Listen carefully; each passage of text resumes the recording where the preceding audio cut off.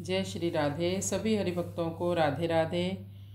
श्रीमद् भगवद गीता अध्याय 8 और श्लोक संख्या 15 का अभी हम पाठ करेंगे। तो चलिए अब हम श्लोक पढ़ते हैं। माम उपेत्य पुनर्जन्म दुःखालयम् अशाश्वतं नाप्नुवन्ति महात्मानः संसिद्धिं परमां गता।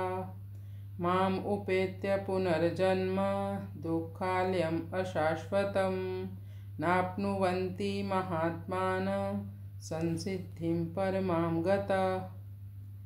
पिछले श्लोक में भगवान ने कहा कि मुझे पाना बहुत सुलभ है। सुलभ है तो इसका लाभ क्या है? भगवान को प्राप्त करना मनुष्य का परम लक्ष्य है। तो माम उपेत्य पुनर्जन्म, भगवान को पाने के बाद व्यक्ति का दोबारा जन्म नहीं होता। पुनर्जन्म से ही सारी समस्याएं होती हैं। दुःखालयम् अशाश्वतम, इस संसार में दुख ही दुख हैं। हम सोचते हैं छोटे छोटे पंछी जीवों के जीवन में दुख है, ना उनके रहने का ठिकाना, ना भोजन पानी का ठिकाना। पर नहीं, ये सोच हमारी गलत है। मनुष्य जीवन में भी बहुत दुख हैं। सबसे पहले तो माँ के गर्भ में दुख। तो महात्मा गण इस संसार के दुखों को समझते हुए, इसकी नश्वरता को समझते हुए इस संसार में ही रचे पचे नहीं रहते, बल्कि इस संसार से मुक्त होने का हमेशा प्रयास करते रहते हैं। मुक्त होने के लिए भगवान का आश्रय लेते हैं। भगवान को पाने का मतलब है जन्म कर्म च मे दिव्यम। एवं जो वेत्ति तत्वता, जो श्री कृष्ण को सही सही जानता है। कृष्ण हर परिस्थिति में हमारी रक्षा करते हैं। कृष्ण परम आकर्षक हैं। कृष्ण परम पुरुष हैं। कृष्ण देवताओं से भी श्रेष्ठ हैं। कृष्ण की उपस्थिति से ही सभी जीवों में चेतना है। यही है श्री कृष्ण को प्राप्त करना। कई लोग सोचते होंगे इस मृत्यु लोक में तो बहुत दुख है, तो यदि हम उच्च लोक यानी जो ब्रह्म का लोक है, ब्रह्मा जी का लोक है, ब्रह्मा के लोक में यदि वहाँ पहुँच जाएं तो वहाँ कोई भी दुख नहीं होगा। ये संसार परमात्मा का ही स्वरूप है, वासुदेव सर्वम। पर यहाँ उसको दुखालय और दुखों का घर कहा गया है। दुखालयम, इसका तात्पर्य है कि जो मनुष्य सांसारिक वस्तु व्यक्ति और क्रिया से सुख लेता है, उसके लिए तो संसार भयंकर दुख देने वाला है। पर जो वस्तु और क्रिया से व्यक्तियों की सेवा करता है, उसके लिए संसार परमात्मा का स्वरूप है।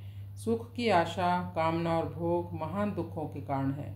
सुख भोगने वाला दुख से कभी बच ही नहीं सकता। यह अकाट्य नियम है। इसलिए वस्तु व्यक्ति और क्रिया से सुख लेना ही नहीं है। जिस क्षण सुख बुद्धि का त्याग है, उसी क्षण परमात्मा की प्राप्ति है। जीव उस समग्र परमात्मा का अंश है, जिसके रोम रोम में करोड़ों ब्रह्मांड हैं। पर जीव फंस गया है अपरा प्रकृति के तुच्छ से तुच्छ अंश एक शरीर में। इसलिए जहाँ कोरा आनंद ही आनंद है, वहाँ जीव कोरा दुख ही दुख पा रहा है। जैसे गाय के थनों में जहाँ केवल दूध ही दूध है, वहाँ रहकर चीचड़ केवल खून ही खून पीता है। गोस्वामी तुलसीदास जी महाराज कहते हैं, आनंद सिंधु मध्य तब बासा, बिनु जाने कस मरसी प्यासा। ये विनय पत्रिका में कहा। गीता का अध्ययन करने से ऐसा असर पड़ता है कि भगवान ने गीता में अपनी भक्ति की बहुत ही विशेषता से महिमा गाई है। भगवान ने भक्त को संपूर्ण योगियों में युक्ततम सबसे श्रेष्ठ कहा है और अपने आप को भक्त के लिए सुलभ बता दिया। परंतु अपने आग्रह का त्याग करके कोई भी साधक केवल कर्मयोग, केवल ज्ञान योग, केवल भक्ति योग का अनुष्ठान करे तो अंत में वह एक ही तत्व को प्राप्त हो जाता है। इसका कारण यह है कि साधकों की दृष्टि में तो कर्म योग, ज्ञान योग और भक्ति योग ये 3 भेद हैं, पर साध्य तत्व एक ही है। साध्य तत्व में भिन्नता नहीं है। जो शुरू से ही भक्ति मार्ग पर चलते हैं, उन साधकों को भगवान ने महात्मा कहा है। जो भगवत तत्व से अभिन्न हो जाते हैं, उनको भी महात्मा कहा है। और जो वास्तविक प्रेम को प्राप्त हो जाते हैं, उनको भी महात्मा कहा है।